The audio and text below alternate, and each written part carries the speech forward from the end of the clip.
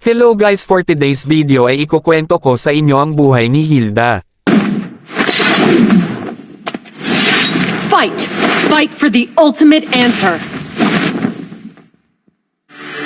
Si Hilda ay nagmula sa mga ligaw na kapatagan ng Megalith Wasteland, isang hindi matatahanang lugar na puno ng mga halimaw at iba pang mapanganib na nilalang. Siya ay bahagi ng isang tribo ng mga mandirigma na kilala sa kanilang lakas at tapang. Mula sa murang edad, natutunan na ni Hilda ang sining ng pakikipaglaban at ang pamumuhay sa ilalim ng malupit na kalikasan ng kanilang kapaligiran. Lumaki si Hilda bilang isang makapangyarihang mandirigma na nagpapakita ng kakaibang lakas at kakayahan sa pakikipaglaban. Sa bawat laban, pinapatunayan niya ang kanyang kagalingan at ang kanyang kahandaan na ipagtanggol ang kanyang tribo laban sa mga panganib.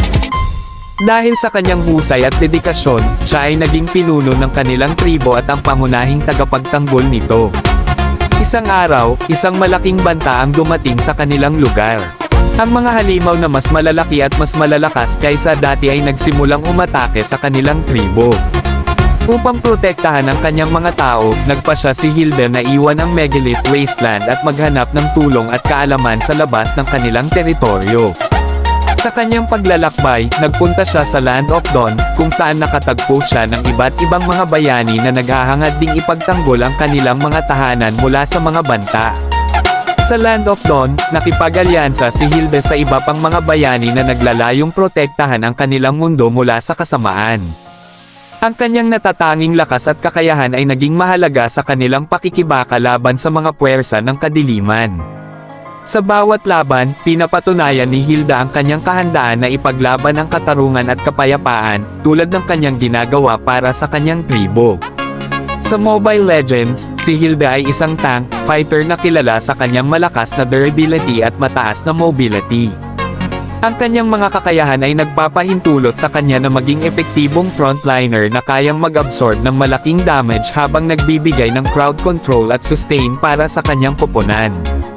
Ang kanyang passive skill, Blessing of Wilderness, ay nagbibigay sa kanya ng regeneration kapag siya ay nasa damuhan, na nagbibigay daan sa kanya na manatiling matibay sa laban. Ang kanyang ultimate skill, Power of Wildness, ay nagdudulot ng malaking burst damage at nagbabawas ng armor ng kalaban. Ang kwento ni Hilda ay isang inspirasyon ng tapang, determinasyon, at pagmamahal sa kanyang tribo. Mula sa pagiging isang mandirigma sa Megalith Wasteland, naging isa siyang mahalagang bayani sa Land of Dawn.